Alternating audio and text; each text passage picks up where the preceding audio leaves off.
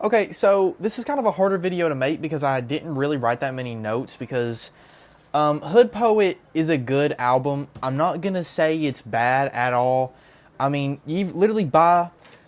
I feel like the overall almost makes it sound like it's better than it is, but I'm not giving it below the actual score, but I will get to that in a second. Because this album, it's literally exactly what I expected, and I'm not gonna say that's necessarily a good thing, because, it's a Polo G album. It's a bunch of Polo G songs. That's really what it is. It's definitely not as good as Hood, Hall of Fame, which I already thought was, closer to the mid side. But it was definitely... I think, honestly, I would give that album the same overall. I gave this one just, by maybe 0.5, because it was a little better, a little more unique, a little more variation. But it's just typical Polo G. Even, everything down to the features is typical. You know what I mean? G Herbo, Lil Durk, Future. The most surprising feature on here is Honcho. Honestly, that actually surprised me seeing him on here. I was like, well, that's kind of a little bit of a unique voice. And even then, he doesn't necessarily do that good on his song. So, kind of for nothing, you know what I mean? But down to, some more positive things. I've always thought Polo's voice is nice, and it's sonically soothing. That's no different on this album. Polo does have a very nice voice. And that actually reminds me, there are singles that are from, I remember this album, I feel like was supposed to drop last November. That is how long this album has kind of just been floating around. I don't know the reasoning behind that. I for sure remember this album was supposed to drop a whole lot sooner than it did. So I don't really know where it's been. And I feel like there was another earlier release date, maybe in February, that there was supposed to be, because you'll notice Polo G, there are little spurts where he was dropping a couple singles and they kind of didn't lead to anything. He had a run before I think he was going to drop the first version of this album that has one of his best songs, My All, on it. That's a very good Polo G song, by the way. I would recommend you listen to that. But I don't think any of these songs are close to that. I really don't. And you might be like, that's not fair. You can't, that's comparing, I don't even know. I think that's fair. I think that's fair that, this album kind of... It's not that it doesn't feel unfinished. It just feels like he just kind of hopped in the booth, recorded the first batch of songs he got, put the easiest features he could get on it, the easiest people he could contact, and threw it onto a project. There's nothing unique about it. There are some points of nice, aggressive rapping, which I do think Polo is good at, but I kind of like melody Polo G better than I like aggressive rapping Polo G. That's more of a personal preference. I don't really...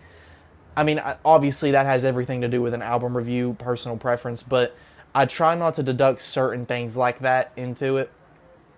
And it is a nice length. This album definitely doesn't feel long. You know, it doesn't feel longer than it should. I'm pretty sure it's only 16 songs. I'm pretty sure.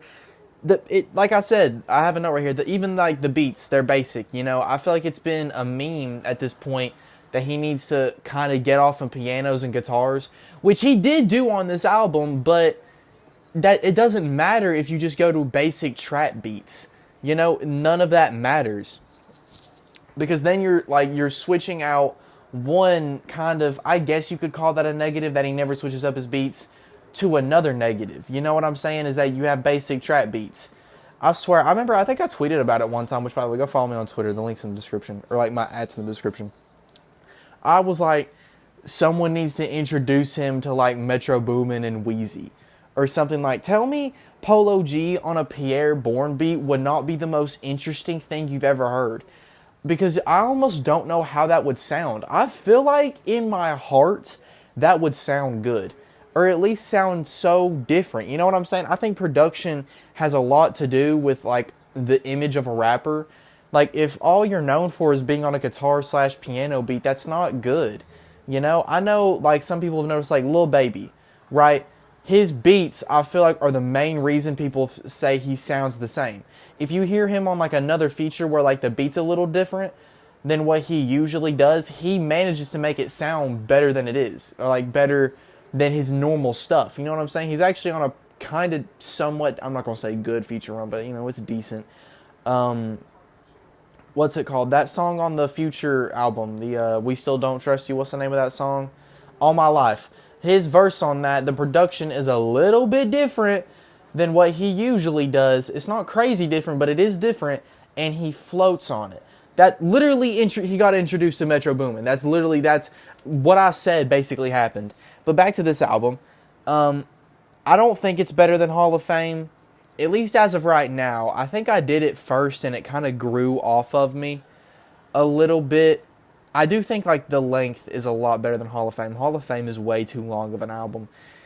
It's just the same sound he's always had. And my overall is still a 7. Because even though I'm saying that and I am using it as an insult, that doesn't mean it's a bad listen at all. I wanted to give it a 6. But a 6 makes it sound bad. I don't even think this album is mid. I think it's good. It's just the same thing I've heard. There are better versions of these songs that he's already released, so I'm going to listen to those. I'm not going to listen to these just because they're new. I'm going to listen to the better versions of these songs. He has a better song with Lil Durk. He has a better song with Future. Actually, does he? Does he have a better... What's that one? Oh, that one was Southside and Future. I'd have to re-listen to that one to see if it's better. This might be the best song he has with Future. But anyway, he has a better song with G Herbo. He has better music. He has better songs than these. So I'm going to listen to those songs over those. But I'm still not going to call it bad. It's a 7. Maybe I'm being too gracious. Maybe I'm being too easy, and I'll have to wake up tomorrow and be like, never mind, this was a 6, or never mind, this was a 5. We'll never know. But anyway, I hope y'all subscribe. If you made it to the end of this video, thank you very much. I hope you subscribe. Go listen to the album yourself, by the way. Do not take my words as fact. Go listen to it yourself. You can have a completely different opinion than me, and I respect that. Now, if you made it to the end, which I honestly, it's okay if you didn't. However, if you are here, I have actually a Patreon. Now, you'll notice that this Patreon page looks different than the other one. The other one got deleted for some reason. I think Patreon updated and it deleted my account by accident, or I don't really know. But, however, this new account here, go to it. The subscriptions are still the same. You can get anything from $1.50 to $5 to $20. You can get anything from free digital free digital album downloads to private messaging to what's it called? Freaking a free T-shirt. Go listen to it. And also, like, that free T-shirt, you can get a free T-shirt from my shop, which has also got a link in the description. Go check that out. Wow, I'm stuttering. Holy Jesus.